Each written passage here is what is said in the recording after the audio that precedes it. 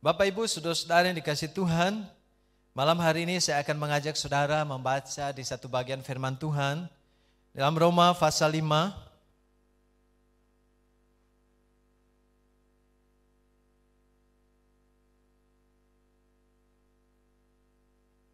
Roma pasal yang kelima, ayat 1 sampai yang kelima.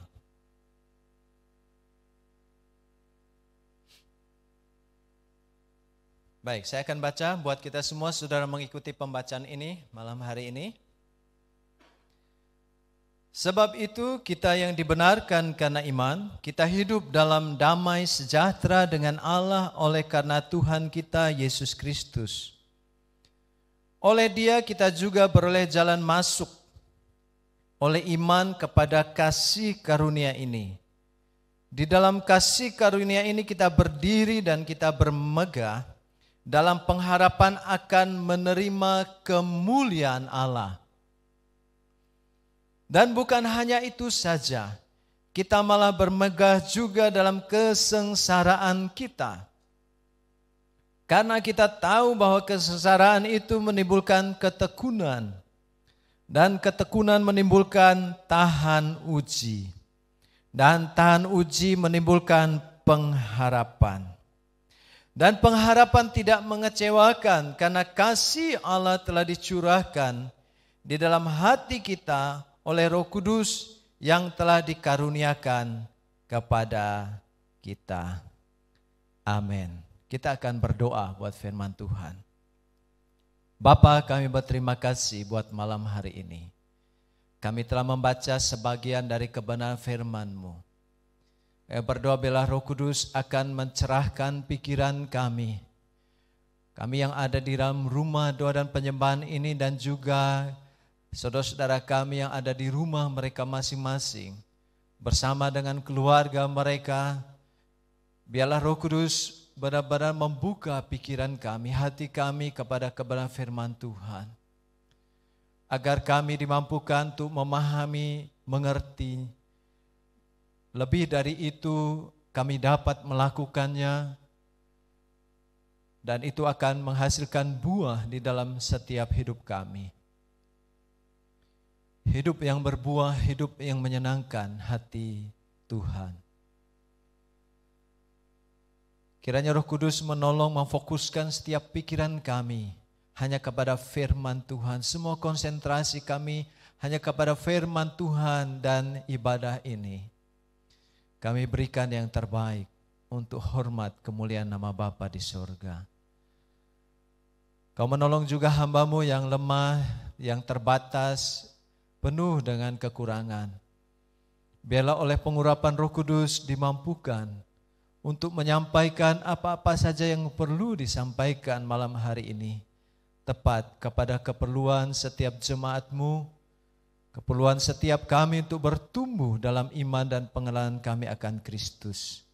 Sehingga makin hari kami menjadi makin dewasa dalam pikiran, dalam iman kami, dalam keputusan-keputusan yang kami buat. Dalam karakter dan integritas kami. Terima kasih, terpujilah nama-Mu, kami siap mendengarkan firman-Mu. Haleluya, amin. Puji Tuhan.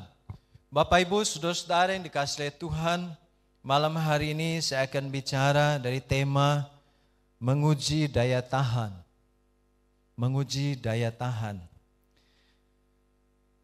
Ada satu tayangan di televisi yang menarik, di TV kabel ya, yaitu Survivor. Nah, apa yang menarik, sesekali saya melihat kalau ada yang sangat menantang dan sangat menarik saudara-saudara. Karena para survivor ini adalah orang-orang yang dilepas kadang ke hutan, ke laut dan sebagainya di alam belantara seperti itu tanpa membawa perbekalan apapun. Jadi mereka disuruh berjuang untuk bisa kembali setelah dilepas dan bisa kembali di hari yang telah ditentukan. Saudara-saudara, ada banyak. Jadi settingnya banyak sekali, baik hutan, laut, darat, pegunungan, padang pasir dan sebagainya. Tempat mereka melaksanakan petualangan tersebut. Apa yang menarik adalah saudara-saudara ketika mereka kembali dengan sehat, dengan selamat. Bahwa pada akhirnya didapatilah orang-orang yang kembali dengan cepat, dengan kecepatan yang tinggi, kemudian pada waktu yang tepat juga, dan semuanya bisa kembali tentunya dalam waktu yang berbeda-beda meskipun terlambat. Tapi mereka telah menyelesaikannya dengan baik. Bahwa mereka menunjukkan bagaimana di tengah-tengah keadaan yang sangat sulit, ya, keadaan yang sangat sukar. Kalau boleh dianggap itu sebuah kesesaran yang disengaja, mereka mampu bertahan. Tapi tidak hanya bertahan, kalau hanya sekedar bertahan itu biasa. Yang menarik adalah mereka mampu mengeksplorasi, mengembangkan daya pikir mereka di tengah-tengah kesukaran. Di tengah-tengah tantangan yang mereka hadapi ketika tidak ada makanan misalnya. Bagaimana mereka harus mulai mencari makanan. Mereka mengutak-atik pikiran mereka, menerobos keterbatasan berpikir mereka yang biasa. Menerobosnya sampai pada tingkat yang paling tinggi. Sudah mentok. Dan selalu mereka dapatkan hal-hal yang baru. Mereka tidak ada minuman di air yang segar misal, yang fresh. Mereka berusaha dalam keadaan yang terjepit, dalam keadaan yang sebenarnya secara akal biasa manusia itu sukar, namun mereka bisa menerobos keadaan itu dan mereka bisa melewatinya dengan baik. Bagaimana mereka melewati malam tanpa ada penginapan, tanpa ada rumah, tanpa ada tenda. Mereka berusaha dengan kemampuan berpikir mereka, dengan insting mereka, dengan naluri mereka, kemudian dengan akal budi mereka. Mereka coba bertahan mengatasi semua cuaca, semua bahaya yang bisa ditimbulkan oleh binatang buas, binatang berbisa, dan kemudian perjalanan-perjalanan yang kadang sangat menantang nyawa mereka. Banyak hal yang kita bisa pelajari, tapi intinya adalah ketika mereka para survivor ini keluar dan kembali, ketika mereka lepas dan kembali ke tempat asal mereka, kembali ke tempat di mana mereka dilepas pada pertama kalinya. Mereka menjadi orang-orang yang berbeda. Mereka punya kemampuan yang lebih. Naluri mereka berkembang dengan cara yang tidak biasa. Kemampuan-kemampuan mereka berkembang dengan cara yang luar biasa melampaui orang-orang yang biasa saja. Nah, saudara-saudara, daya tahan mereka naik satu level lebih tinggi. Bukan biasa-biasa lagi. Kenapa? Karena ada satu setting, atas satu suasana yang disengaja untuk mereka masuki dan mereka melewati tantangan, melewati bahaya, melewati pergumulan, melewati kesukaran dan mereka mampu mengatasinya. Saudara-saudara yang dikasihi oleh Tuhan, saya mau katakan malam hari ini, sesungguhnya saudara dan saya di dalam Kristus diberi kemampuan untuk memiliki daya tahan. Haleluya. Sesungguhnya hidup saudara dan saya dalam Kristus adalah hidup yang memiliki daya tahan dalam semua keadaan. Saudara-saudara yang dikasihi oleh Tuhan, dan malam hari kita akan belajar tentang bagaimana menguji daya tahan tersebut. Karena untuk saudara tahu seberapa kapasitas daya tahan saudara, itu perlu diuji. Ada ujiannya, ada tantangannya, ada kesukarannya, barulah kita tahu seberapa daya tahan yang saudara dan saya miliki. Dan pada teks yang kita baca, salah satu ujian bagi daya tahan hidup saudara dan saya adalah Alkitab menyebutnya dengan kesengsaraan. Mari ulangi sama-sama, saudara di rumah ulangi dengan saya. Kesengsaraan. Yang di sini juga, mari kita ucapkan sama-sama, kesengsaraan. Kesengsaraan, saudara-saudara, adalah bagian yang Tuhan izinkan.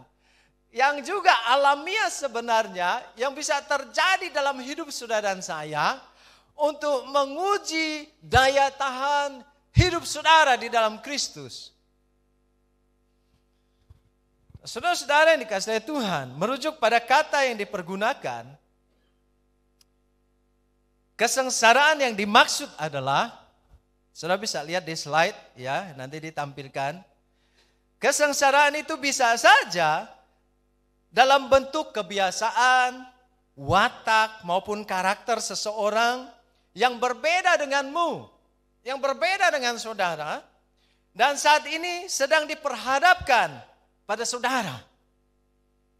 Jadi ada orang dengan watak, dengan kebiasaan, dengan karakternya yang berbeda, saat ini sedang diperhadapkan dengan saudara.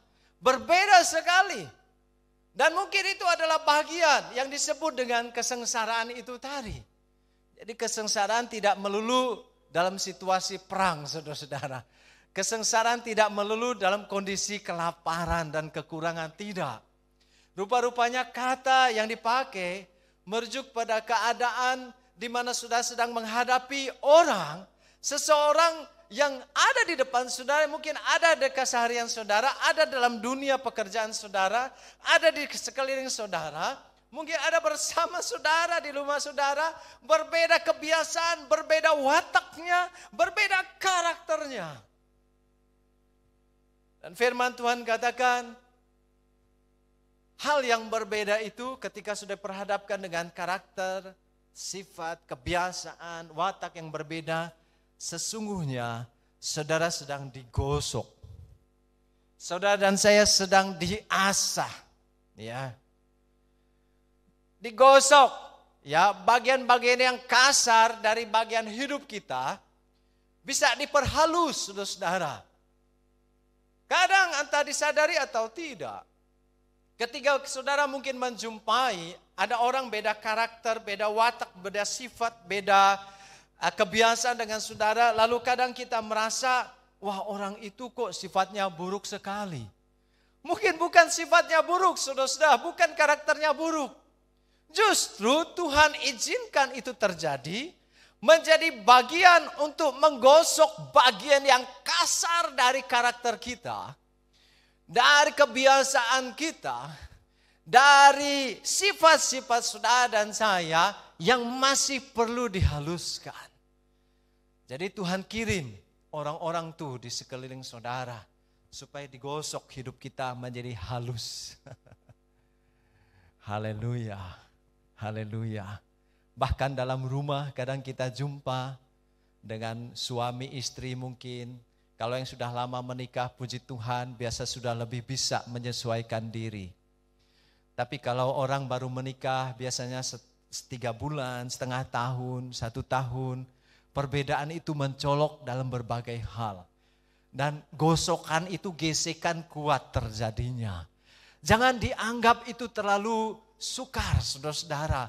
Boleh dianggap bagian kesengsaraan, tapi kesengsaraan sebenarnya yang Tuhan izinkan pada bagian tersebut untuk menguji daya tahan saudara, untuk menaikkan level daya tahan saudara. Haleluya. Jadi katakan terima kasih Tuhan. Karena di ayat 3, ayat yang kedua, firman Tuhan berkata, sudah lihat kembali, kita berterima kasih, kita mengucap bermegah dalam pengharapan akan menerima kemuliaan Allah. Kita bermegah, bisa juga diartikan kita bersuka cita. Tapi di ayat 3 kan berubah, sukacita itu untuk alasan yang lain. Bukan hanya itu saja, kita juga malah harus bermegah, harus bersuka cita, kalau engkau diperhadapkan pada satu kesengsaraan. Haleluya. Apa kesengsaraan itu? Ya sudah di slide pertama, sudah melihat itu di kalimat yang pertama. Terimalah itu dengan sukacita, Alkitab katakan. Jangan terima dengan sikap yang lain. Latih diri saudara menerimanya dengan sukacita. Karena ketika saudara terima situasi itu dengan rasa sukacita, itu menggosok, menggesek saudara makin halus, dan daya tahan saudara makin kuat. Haleluya.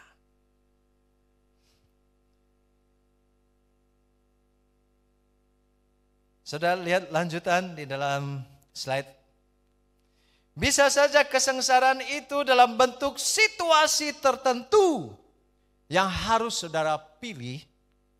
Karena itu satu-satunya pilihan. Yang dimaksud kesengsaraan yang adalah situasi yang Tuhan kadang izinkan dalam hidup saudara untuk menguji daya tahan, bisa saja itu adalah dalam bentuk situasi tertentu yang harus saudara pilih, karena itu satu-satunya pilihan, tidak ada pilihan yang lain. Saudara, kalau melihat pasal 5, pasal 4, kemudian dari pasal 3, kitab Roma, lalu lanjut di pasal 6 dan seterusnya, sampai di pasal yang ke-12. Kita mendapatkan bahwa ketika kita bicara pilihan-pilihan, tidak ada pilihan yang lain. Rupa-rupanya merujuk kepada situasi kehidupan orang-orang percaya yang harus memilih hidup di dalam iman percaya di dalam Kristus, di antara banyak pilihan-pilihan hidup yang lain yang bisa menjerumuskan cara hidupnya kembali ke dalam dosa. Artinya, saudara-saudara, ketika kita melihat seluruh kitab Roma, kita menyadari rupa-rupanya di tengah-tengah dunia di mana saudara berada, sudah hidup, sudah bekerja, sudah membangun rumah tangga, sudah membangun usaha, sudah studi dan sebagainya, sudah ada dengan pergaulan sudah dengan sahabat dan teman saudara. Ada begitu banyak sesungguhnya pilihan-pilihan. Tapi akhirnya mentok pilihan itu, Tuhan hanya kasih kita memilih untuk tetap berada di jalur iman saudara kepada Kristus. Pasal 3, 4, 5 bicara tentang bagaimana memilih hidup kudus di antara percabulan.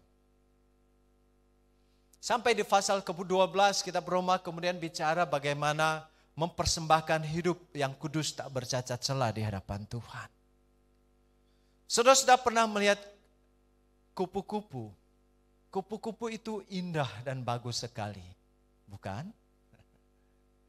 Banyak macamnya, banyak bentuknya, banyak variasi warnanya, dan dilihat sangat menyenangkan. Tapi rupa-rupanya dalam proses sebelum dia menjadi kupu-kupu, dia adalah ulat, belatung. Ketika dia pada situasi belatung tidak ada orang yang suka. Semua orang jijik. Ya kecuali belatung dari pohon apa itu? Pohon apokat. Nah itu enak. Boleh dimakan ya apa namanya itu. Tapi saudara-saudara, tahukah saudara ketika dia dari belatung kemudian sebelum kupu-kupu dia melewati proses di mana dia harus berada dalam kepompong. Dengan waktu tertentu.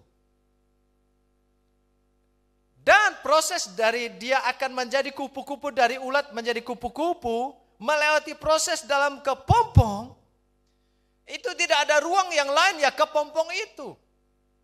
Tidak ada lingkungan yang lain ya kepompong itu yang harus dipilih. Satu-satunya pilihan. Tahukah sudah ketika kepompong itu dipaksa dipotong dan keluar kupu-kupunya yang sudah hampir jadi, toh pada akhirnya dia akan mati juga. Kalau dia hidup dia hanya bertahan sebentar. Karena dia paksa untuk keluar dari situasi itu untuk memilih yang lain. Saudara-saudara yang dikasihi oleh Tuhan, itu satu-satunya pilihan bagi dia. Dan ketika saya bicara malam hari kebenaran firman Tuhan, bahwa rupa-rupanya kadang kita diperhadapkan ketika kita ada dengan teman, dengan sahabat, dengan di dalam pergaulan saudara, dalam dunia kerja saudara, dengan rekan bisnis saudara, di dalam sekolah saudara, dimanapun sudah berada, diperhadapkan pada pilihan dan pada akhirnya sudah tidak diberikan pilihan lain oleh Tuhan selain memilih untuk taat, untuk sungguh-sungguh, untuk tetap bertahan kepada iman saudara kepada Yesus Kristus sebagai Tuhan dan Juru Selamat. Mungkin itu dimaksud dengan suasana situasi kesengsaraan yang adalah situasi yang kadang Tuhan izinkan untuk saudara-saudara menguji daya tahan saudara. Saudara bisa lihat kembali di slide berikutnya. Kesengsaraan itu bisa saja dalam bentuk keadaan tertentu yang membatasi hidupmu. Membatasi gerakmu, membatasi situasi saudara, membatasi kebebasan saudara. Saya chatting dengan teman di satu daerah. Daerahnya zona merah hari ini. Dan diberlakukan PSBB. Jadi lebih ketat dari saudara yang ada di sini, di Blitar. Saya tanya, bro gimana kabar? Kabar saya dan keluarga sehat-sehat. Tapi puji Tuhan, semua sudah mulai bosan di rumah. Semua sudah pada stres di rumah. Jemaat juga pada stres di rumah. Mikiri kerjaannya, tokonya tidak dibuka dan seterusnya. Saudara-saudara yang dikasihi Tuhan. Seperti masih ada banyak cerita-cerita yang lain yang kita bisa dengar dan saksikan. Dari satu sisi kita bergumul, kita rasa mengeluh, kita seperti ada dalam keadaan tekanan tertentu. Tapi firman Tuhan katakan, kadang ada jenis kesengsaraan yang mungkin itu dalam bentuk keadaan tertentu yang membatasi hidup. Ya, seperti hari ini kira-kira saudara-saudara. Sampai kapan? Pasti ada masanya. Semuanya akan berlalu. Tapi ketika itu terjadi, terimalah itu Alkitab katakan dengan sukacita. Respon saudara pada kesengsaraan yang sudah alami dalam bentuk situasi yang sangat membatasi hidup saudara akan menentukan jalan hidupmu, akan menentukan keputusan yang kau buat, akan mempengaruhi keadaan kejiwaan saudara, akan mempengaruhi keadaan mental saudara, akan mempengaruhi suasana hati saudara. Kadang keadaan tertentu itu yang menjadi situasi kesengsaraan, disebut kesengsaraan untuk bagian dari menguji daya tahan. Mungkin kita punya anggota keluarga, pasangan hidup, orang tua mungkin, anak, yang memiliki keterbatasan dalam diri mereka. Keadaan yang seperti secara manusia, saudara, saya tidak bisa mengubahnya. Situasi yang seperti membatasi gerak saudara. Tapi percayalah, tidak ada satu peristiwa dalam hidupmu terjadi kebetulan. Situasi semacam itu, meskipun engkau merasa keadaan itu membatasi hidupmu, percayalah bahwa Tuhan izinkan itu untuk menaikkan daya tahan hidup saudara. Dan pada akhirnya Tuhan tidak akan membiarkan satu helai rambut pun jatuh dari kepala saudara tanpa sepengetahuannya. Dia hebat dan luar biasa. Dan saudara-saudara, kalau mau tahu saudara seberapa kuat, maka saudara izinkan kesengsaraan datang dan hadapi dan terima dengan sukacita. Karena itu akan menaikkan daya tahan hidup saudara. Saudara-saudara yang dikasihi oleh Tuhan, apa tujuannya? Apa tujuan dari kesengsaraan yang dibuat? Mari kita lihat bersama-sama firman Tuhan. Saudara di rumah bisa menyaksikan dalam tayangan slide berikut. Tujuannya adalah firman Tuhan katakan menguji daya tahan mental saudara. Ya, daya tahan mental. Saudara-saudara yang dikasihi oleh Tuhan,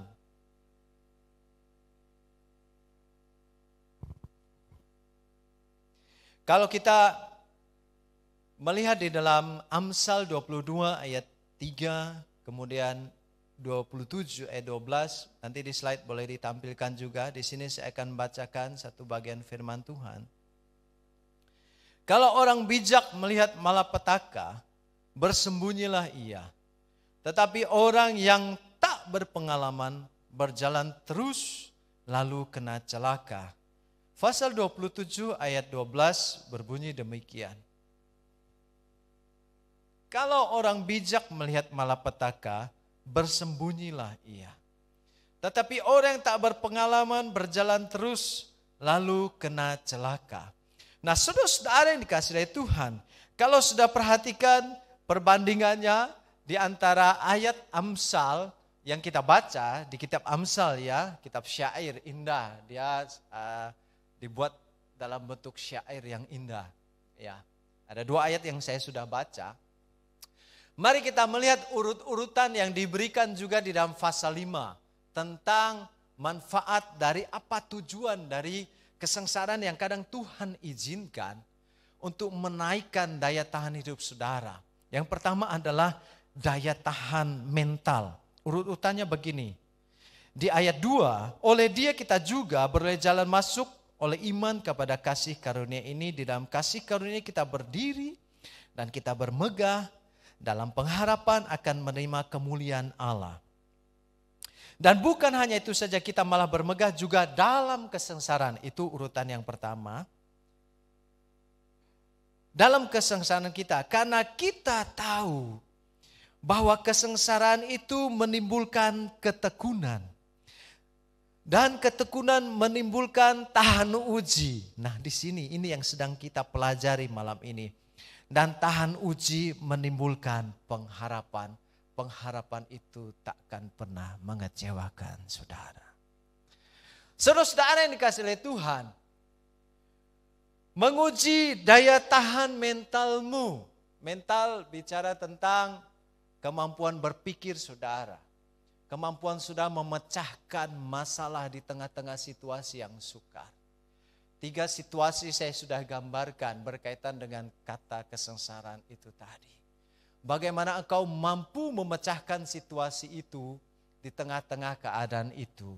Tapi ingatlah ketika Tuhan izinkan semua peristiwa itu terjadi dalam hidup saudara, dalam berbagai macam bentuknya kesengsaraan itu, maka ingat hal ini. Saudara sedang berada dalam kasih karunia Allah. Engkau tidak sendirian, engkau tidak ditinggalkan, engkau berada dalam kasih karunia Allah. Menguji daya tahan mental saudara. Saudara, sesungguhnya ketika Tuhan izinkan ada orang mungkin yang beda karakter, beda perangai, beda sifat, beda watak dengan saudara dan menggosok hidup saudara supaya makin halus. Sesungguhnya situasi itu orang tersebut melatih saudara untuk berpikir bahwa ada banyak keadaan yang saudara dan saya alami sebenarnya itu adalah peristiwa yang baik.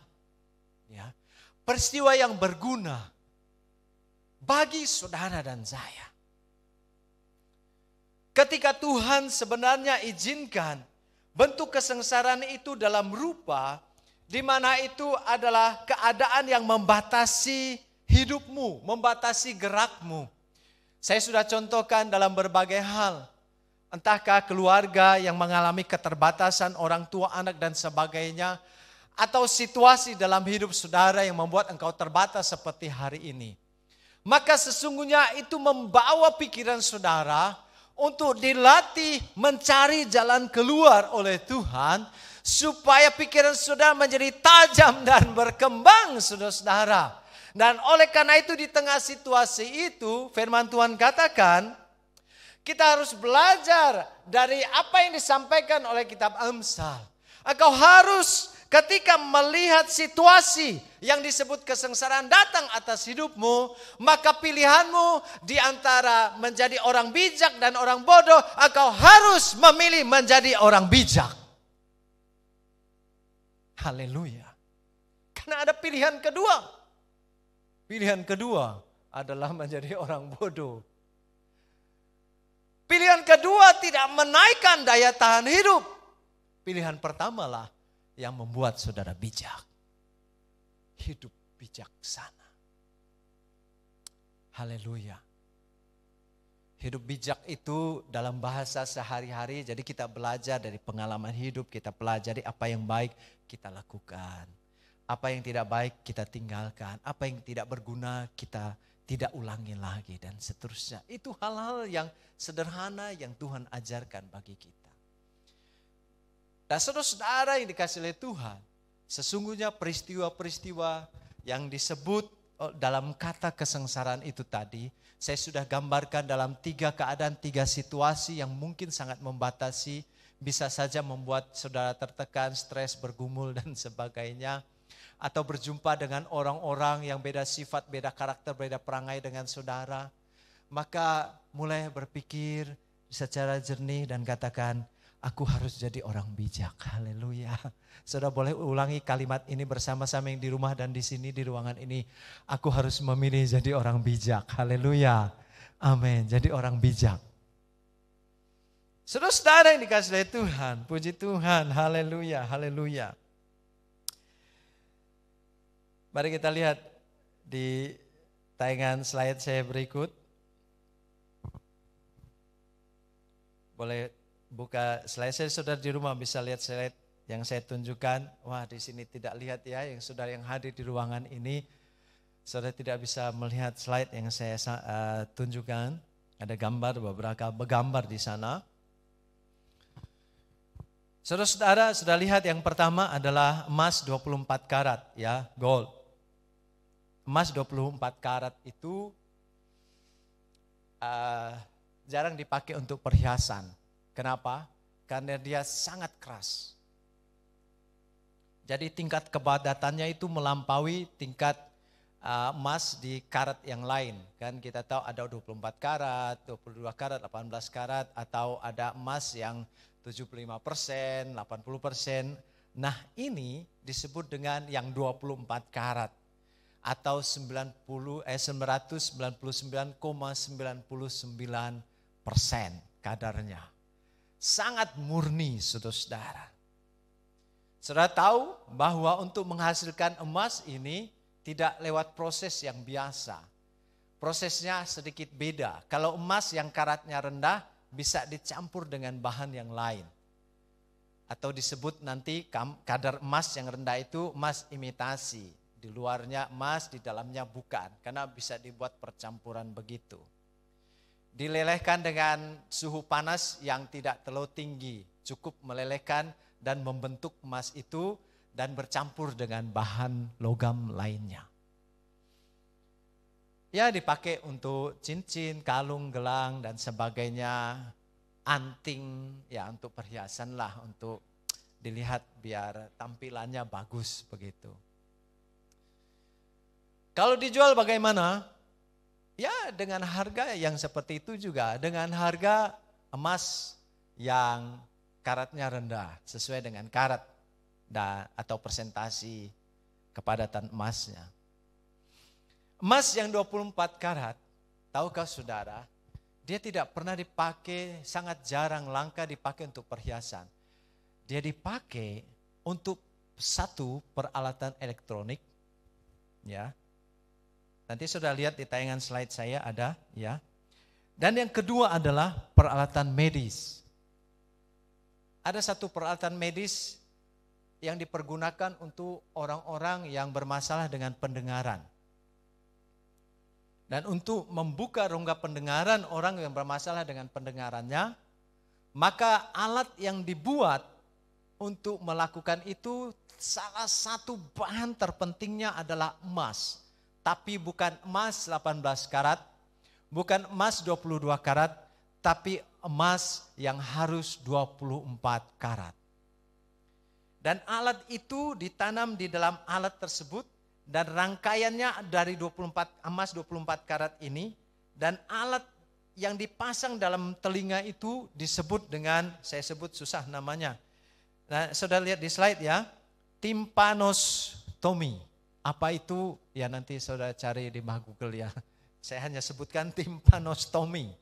Tapi itu alat yang saudara mungkin di slide di sini saudara tidak bisa melihat, yang di rumah saudara bersyukur bisa lihat. Saya sudah kasih garis tulisan merah. Nah itu alat itu terbuat dari emas. Harus emas. Ya.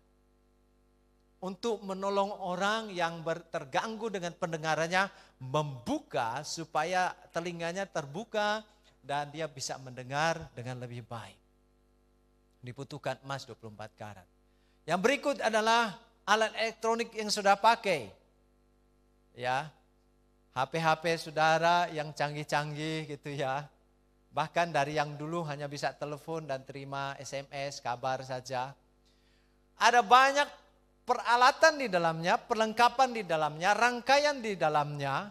Dia bisa berfungsi dengan baik karena dirangkai oleh salah satu bagiannya dari emas 24 karat. Harus emas dengan karat seperti itu. Dengan persentase yang sangat baik baru bisa dipergunakan di peralatan medis. Yang terakhir, saya tidak tampilkan di slide. Saya baca beberapa waktu yang lalu. Ya, ada robot yang akan dikirim kembali, robot Perseverance namanya, yang akan dikirim oleh NASA dengan bekerja sama beberapa negara ke planet Mars. Dan menarik, saudara-saudara, ini robot kedua yang akan menjelajah ke sana. Lalu di dalam yang akan didaratkan di Mars, saudara-saudara. Yang menarik, robot ini akan membawa satu bahan di dalam kotak untuk bisa mengubah semua kandungan-kandungan di Mars bisa berubah menjadi oksigen. Dan kotak yang dipakai tidak boleh dari bahan biasa. Dia harus dari emas 24 karat. Saya baca ini, wah saya kagum. Ternyata emas 24 karat itu fungsinya beda dengan emas yang lain. Beda dengan emas Helmut, beda dengan emas Rembo, beda dengan emas Santo, beda dengan emas Eli. Ini emas 24 karat. Saudara-saudara yang dikasihi oleh Tuhan, yang membedakan emas ini dari karat yang lain yang 18, mungkin 75% dengan 24 karat. Saudara-saudara adalah proses membuatnya. 24 karat dihasilkan dengan proses yang sangat ketat, kemudian dengan api panas yang sangat tinggi, kemudian dia muncullah warna tertentu dari emas ini.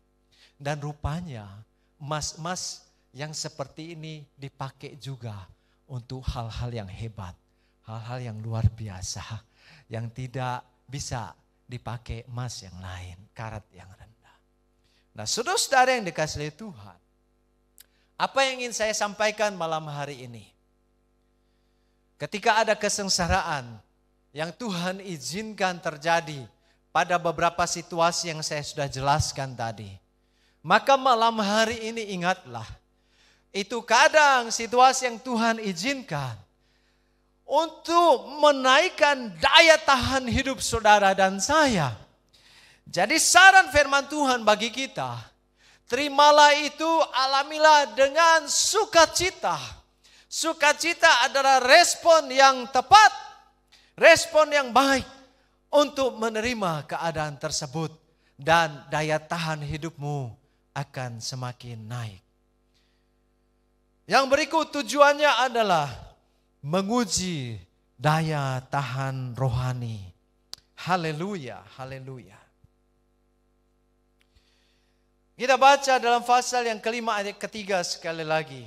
Dan bukan hanya itu saja, kita malah bermegah juga, kita bersuka cita dalam kesengsaraan kita, karena kita tahu bahwa kesengsaraan menimbulkan ketekunan, saudara-saudara. Kesengsaraan membawa daya tahan uji atas hidup seseorang.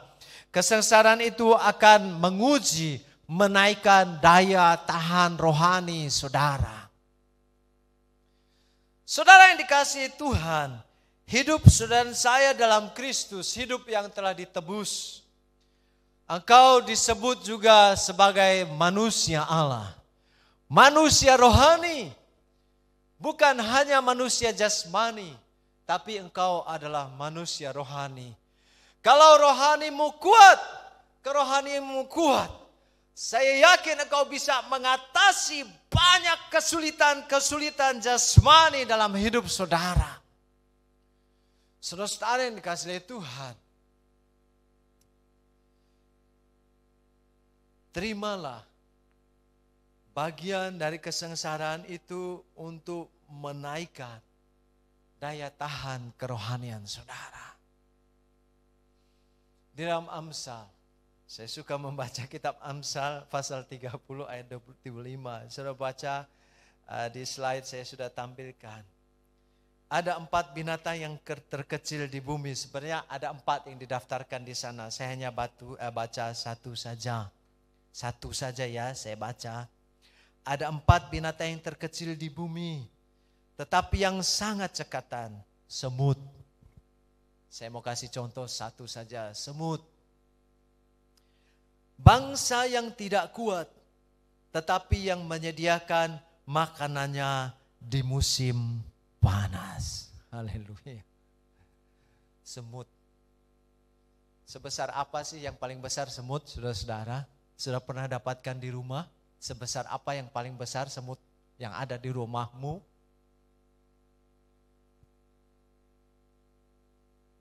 Jari saya lebih besar. Kuku di jempolan saya lebih besar dari semut, satu semut. Mungkin sebesar potongan ujung kuku saya. Tapi ada yang lebih kecil. Namanya semut kecil. Dan ada lagunya juga.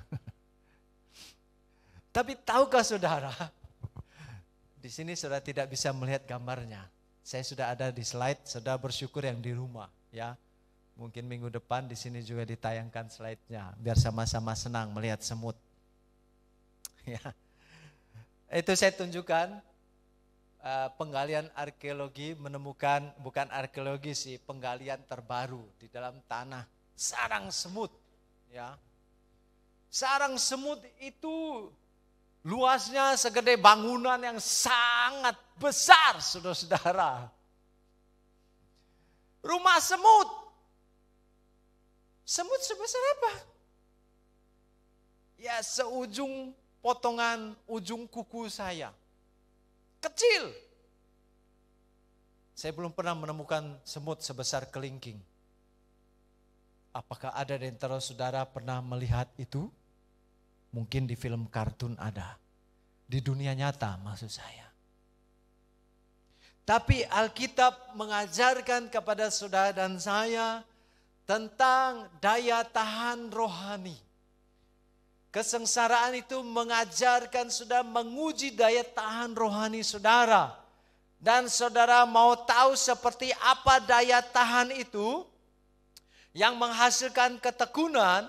Ketekunan itu berbicara tentang orang akhirnya menjadi lebih sabar, lebih tenang menghadapi keadaan hidupnya dalam situasi apapun. Tuhan suruh belajar dan lihatlah semut. Dia binatang yang paling lemah. Kenapa? Sekali dipitet, dipencet, maksudnya pitet itu bahasa Jawa. Saudara-saudara yang di Kalimantan saudara tidak tahu pitet apa. Dipencet dia mati, lemah. Tapi sudah lihat di slide, itu penemuan terbaru bahwa semut bisa membangun sarang sebesar itu. Walaupun dia disebut binatang yang paling lemah, artinya apa saudara-saudara? Ketekunan. Dia membawa beban, dia angkut, rame-rame bawa beban, diangkut di satu tempat, dia bangun dengan kesabaran, dengan tidak hanya kesabaran, mungkin dia menderita juga membangun rumah sebesar itu, tapi dia terus membangun apa yang dihasilkan? Rumah atau sarang yang sangat besar. Alkitab mengatakan, belajarlah dan lihatlah semut. Kalau engkau menghadapi satu kesengaran dalam beberapa situasi seperti yang saya gambarkan. Alkitab mengatakan Tuhan izinkan itu untuk menguji daya tahan rohani saudara. Karena daya tahan rohani saudara akan menentukan kekuatan hidup saudara menghadapi keadaan yang saudara bisa lihat, saudara pandang, saudara alami dengan mata jasmani saudara. Kekuatan rohani, kekuatan spiritual saudara, daya tahan rohani saudara. Belajar dari semut. Dia tekun, menghasilkan ketenangan, menghasilkan kesabaran. Dan saudara-saudara yang dikasihi oleh Tuhan, Kalau Tuhan hari-hari ini izinkan buat saudara diperhadapkan pada situasi yang sudah, aduh ini keadaan membuat hidupku terbatas. Aku dibuat pening, dibuat stres, dibuat bergumul. Aduh keadaan orang tuaku, keadaan ayah, ibuku, mungkin anakku, keadaan pasangan hidupku kok menjadi terbatas, mungkin karena sakit, mungkin karena kelemahan yang dia alami akhirnya, dan dia membuat dia tidak berdaya. Dan saudara rasa gerak hidupmu rasa terbatas. Malam hari ini saya mau katakan, mungkin itu Tuhan sedang izinkan buat engkau alami untuk menaikkan daya tahan rohani saudara. Lihatlah kepada semut, dia menjadi sangat tekun, belajarlah. Saya percaya ketika saudara mampu bertahan, daya tahan saudara naik, daya tahan rohani saudara makin naik. Maka saudara akan melihat pengharapan saudara makin kuat di dalam Kristus. Orang-orang yang hidup dengan pengharapanlah orang-orang yang memiliki masa depan. Orang-orang yang hidup dengan pengharapanlah orang-orang yang melihat masa depan mereka diwujudkan oleh Tuhan. Saudara-saudara jangan melupakan satu ini di tengah semua ujian atas daya tahan hidupmu. Di slide yang terakhir sudah bisa membaca. Dalam Roma pasal 15 ayat yang ke-13 firman Tuhan berkata, semoga Allah sumber pengharapan memenuhi kamu dengan segala sukacita dan damai sejahtera dalam iman kamu, supaya oleh kekuatan Roh Kudus kamu berlimpah-limpah dalam pengharapan. Saudara-saudara ingat malam hari ini, Roh Kudus adalah roh yang menolong saudara.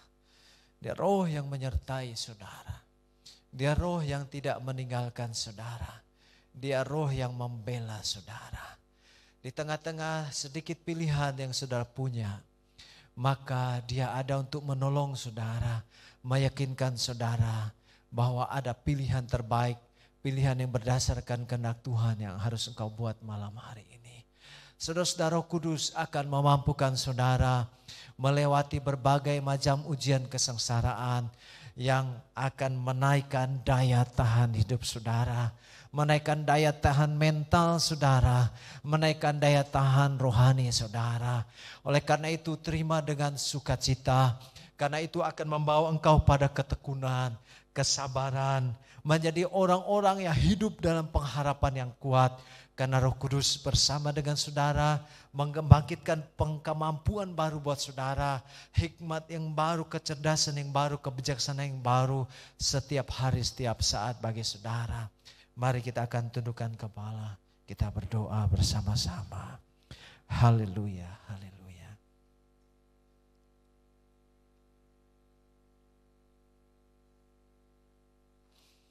Terima kasih buat malam hari ini.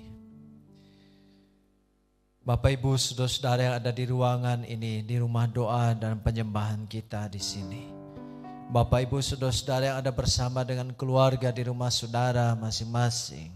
Saudara-saudara yang sedang mengikuti ibadah ini, mari kita datang ambil waktu sejenak untuk merenungkan firman Tuhan malam hari ini. Haleluya, haleluya. Allah Roh Kudus, haleluya.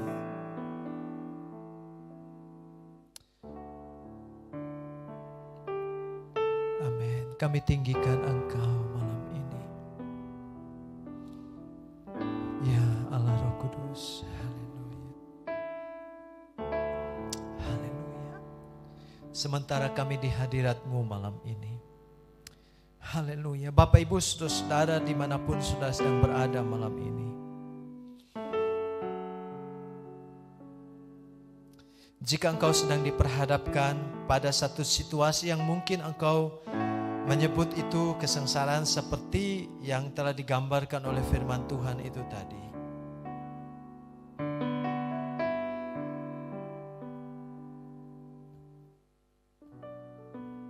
Berjumpa dengan orang-orang dengan sifat, dengan karakter, dengan watak yang bertolak belakang dengan hidupmu.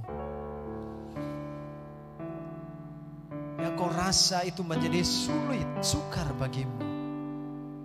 Engkau bergumul setiap menghadapi orang tersebut.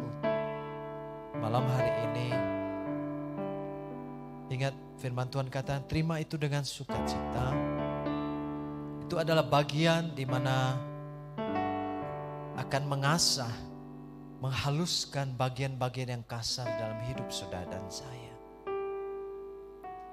Itu bagian yang akan menguji daya tahan mental saudara, menaikkan daya tahan hidup saudara.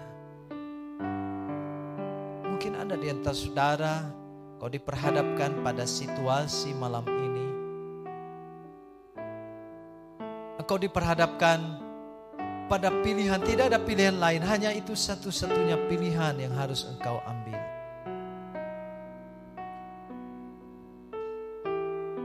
Tapi pilihan itu adalah pilihan untuk hidup berkenan di hadapan Tuhan. Hidup menyenangkan Tuhan. Malam hari ini, percayalah Tuhan ada bersama engkau. Engkau ada dalam anugerah Allah dalam Yesus Kristus. Engkau tidak sendirian. Biarkan itu kau terima dengan sukacita dan akan menaikkan daya tahan hidupmu. Roh Kudus ada bersama saudara malam ini. Mungkin saudara sedang pada situasi di mana semua serba terbatas, keadaan terbatas, langkahmu terbatas, pilihan-pilihan yang kau buat juga terbatas, situasi sekelilingmu terbatas. Keadaan yang kau hadapi, mungkin orang tua keluarga dalam keadaan sakit yang membuat mereka terbatas, anak yang mengalami masalah dan terbatas juga akhirnya keadaan hidupmu. Malam hari ini firman Tuhan katakan Roh Kudus ada bersama dengan saudara. Dan Dia ingin menyertai saudara, menolong engkau melewati situasi itu untuk menaikkan daya tahan uji atas kerohanian saudara. Haleluya, haleluya. Amin, amin. Allah Roh Kudus jamah hatiku dengan urapanmu, rindu selalu dekat denganmu, tinggal di hadiratmu. Allah Roh Kudus jamah hatiku dengan urapanmu, rindu selalu dekat denganmu, tinggal. Mari jemaat Tuhan berdiri bersama-sama dengan saya.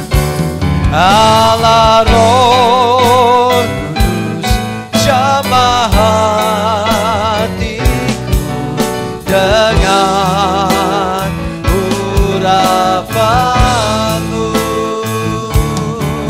rindu selalu dekat denganmu, tinggal di hadirat Allah Roh Kudus.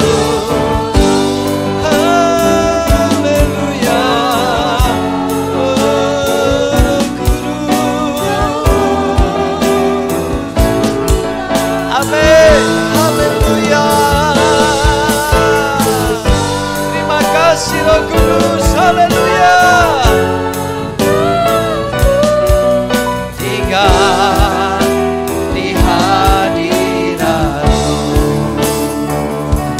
rindu selalu dekat denganmu, tinggal di hadiratmu.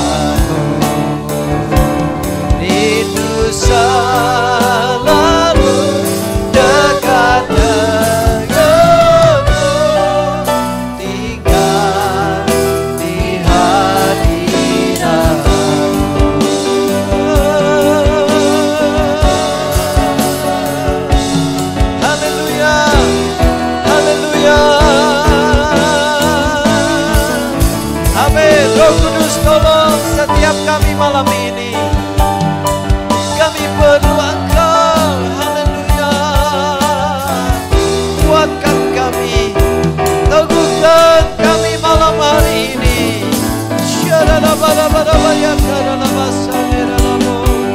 Haleluya.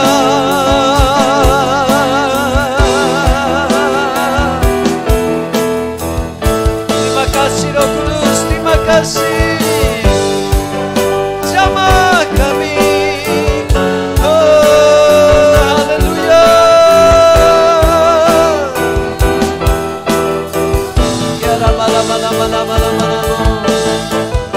Haleluya. Oh, malam hari ini Roh Kudus jamah setiap jemaat Tuhan. Kira bala bala bala bala bala bala bala. Allah Roh Kudus jamah hatiku dengan urapanmu. Rindu selalu dekat dengan, ingat di hadiratmu. Rindu selalu dekat denganmu, tinggal di hadiratmu. Rindu selalu dekat denganmu, tinggal di hadiratmu.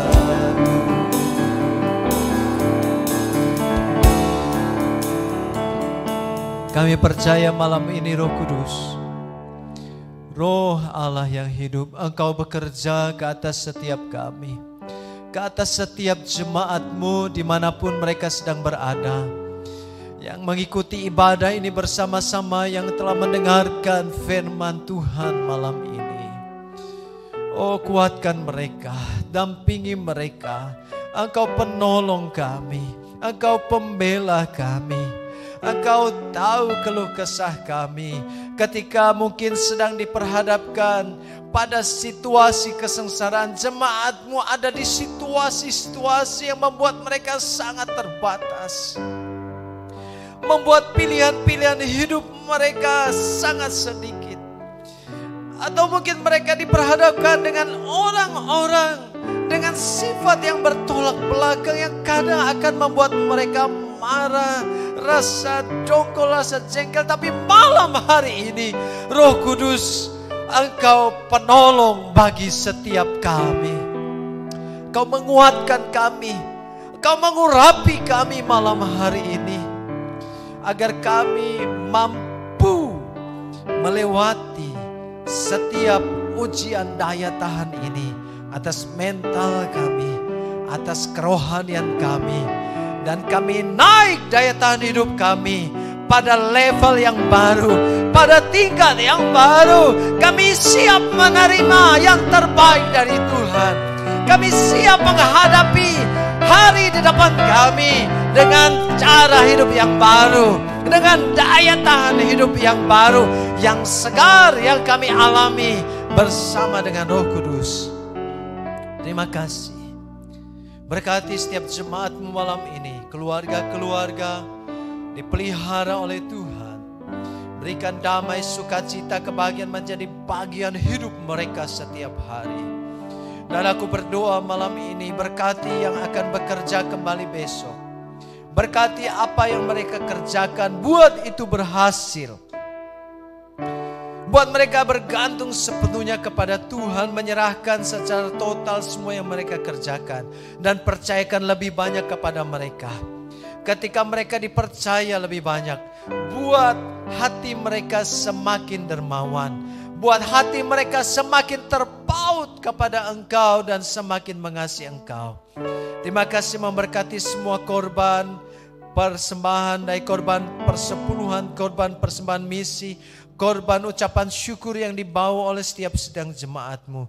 Diberkatilah di dalam nama Yesus. Dan Kau membuka tingkap di langit, mencurahkan berkat-Mu kembali atas mereka sampai berkelimpahan. Terima kasih, kami menyerahkan sepanjang minggu ini hidup kami ke dalam tangan-Mu. Terpujilah nama-Mu, dan pada akhirnya jemaat yang adalah milik Kristus. Pulanglah Engkau, terimalah berkat dari Tuhan. Tuhan memberkati engkau dan melindungi engkau. Tuhan menyinari engkau dengan wajah-Nya dan memberi engkau kasih karunia. Tuhan menghadapkan wajah-Nya kepadamu dan memberi engkau damai sejahtera. Mari yang percaya katakan bersama-sama, amin. Selamat hari Minggu. Shalom buat saudara-saudara, Tuhan memberkati.